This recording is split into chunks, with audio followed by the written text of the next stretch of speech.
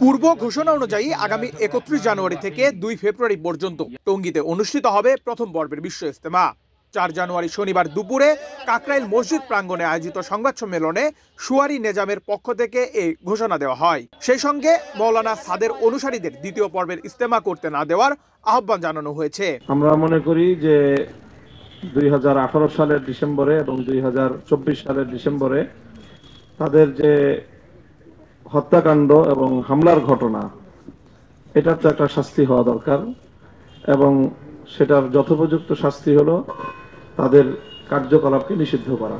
সেই জায়গা থেকে আমরা সরকারের কাছে বৈঠকে আমরা আহ্বান জানিয়েছি এবং আজকেও আমরা সংবাদ সম্মেলনের মাধ্যমে আমাদের সেই দাবির কথা আমরা পুনর্ব্যক্ত করছি। তাবলিগ জামাতের দুই পক্ষের মধ্যে সমঝোতার সম্ভাবনা প্রসঙ্গে খেলাফত মজলিসের মহাসচিব মৌলানা মামুনুল হক বলেন, ইজতেমা ময়দানে হত্যাকাণ্ডের বিচারের আগে তারা সাতপন্থীদের সঙ্গে আলোচনায় বসবেন না। এটা একটা সিদ্ধান্ত ছিল যে মীমাংসা হবে, কিন্তু এর মধ্য দিয়েই সরকারি সকল আয়োজন, সকল আলোচনার দুয়ার রুদ্ধ করে দিয়ে রাতের অন্ধকারে হামলা চালিয়ে আমাদের 3 জন ভাইকে হত্যা করা হলো।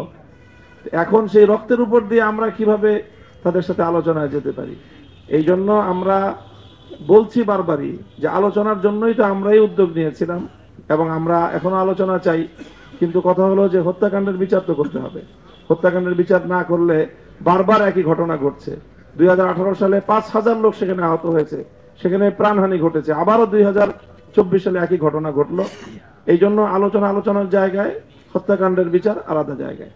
সংবাদ সম্মেলনে সাতপন্থীদের গ্রেপ্তার, বিচার ও নিষিদ্ধ করার দাবিতে 10 জানুয়ারি দেশব্যাপী বিক্ষোভ কর্মসূচির ডাক দেওয়া হয়। এসব দাবি না মানলে 25 জানুয়ারি দেশের সব পর্যায়ে প্রতিনিধিশীল আলেমদের নিয়ে সম্মেলন করে পরবর্তী কর্মসূচি ঘোষণা করা হবে বলে জানান সুয়ারি নেজামের শীর্ষ মুরব্বীরা। সরকারের কাছে নিম্ন বর্ণিত দাবিগুলো পেশ করা হচ্ছে। নাম্বার 1, 2018 ও 2024 সালে টঙ্গীর ইজতেমার ময়দানে এই নৃশংস হত্যাকাণ্ড সহ নানা সন্ত্রাসী কার্যকলাপের দায়ে সাতপন্থীদের সকল কার্যক্রম নিষিদ্ধ ঘোষণা করা হোক। নাম্বার 2, 17 ডিসেম্বর 2024 যে নৃশংস হত্যাকাণ্ডে জড়িতদের দ্রুত গ্রেফতার ও দায়েরকৃত মামলার যথাযথ নিরপেক্ষ তদন্ত সাপেক্ষে অনতি বিলম্বে বিচার করার জোর দাবি জানাচ্ছি। আবারও বলছি, নাম্বার 2, 2024 17 ডিসেম্বর দিবাগত রাত্রে এই নৃশংস হত্যাকাণ্ডে জড়িতদের দ্রুত গ্রেফতার ও দায়েরকৃত মামলার যথাযথ নিরপেক্ষ তদন্ত সাপেক্ষে অনতি বিলম্বে বিচার করার জোর দাবি জানাচ্ছি। নাম্বার 3, এই দাবি আদায়ের লক্ষ্যে আগামী 10 জানুয়ারি শুক্রবার দেশব্যাপী বিক্ষোভ কর্মসূচি ঘোষণা করা হলো।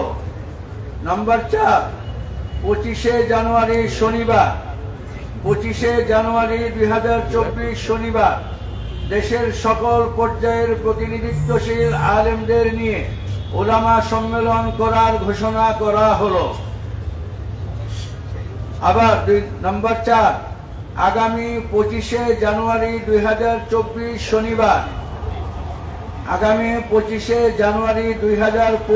শনিবার দেশের সকল পর্যায়ের প্রতিনিধিত্বশীল আলেমদের নিয়ে ওলামা সম্মেলন করার ঘোষণা করা হলো।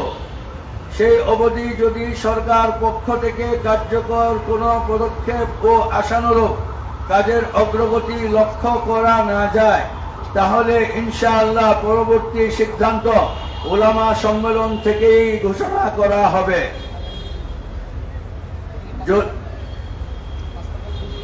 এটা 5 নম্বর দাবি, মানে 4 নম্বর দাবির এটা পরিসংখ্যান। যদি সরকার আশানুরূপ কোনো পদক্ষেপ গ্রহণ করে না, তাহলে ইনশাআল্লাহ 25 জানুয়ারি 2025 শনিবার ওলামা সম্মেলন থেকে পরবর্তী পদক্ষেপ ঘোষণা করা হবে। সংবাদ সম্মেলনে হেফাজত ইসলামের আমির আল্লামা শাহ মুভিউল্লাহ বাবুনগরী, বাংলাদেশ খেলাফত মজলিসের মহাসচিব মৌলানা মামুনুল হক, চট্টগ্রাম হাটহাজারী মাদ্রাসার মহাপরিচালক আল্লামা খলিল আহমেদ কুরাইশি, হেফাজতে ইসলামের মহাসচিব আল্লামা সাজিদুর রহমান, বেফাকুল মাদারিসিল আরাবিয়ার মহাসচিব মাওলানা মাহফুজুল হক উপস্থিত ছিলেন। নেহাল আহমেদ প্রান্ত, বাংলাদেশ প্রতিদিন। থ্যাংক ইউ সকলকে।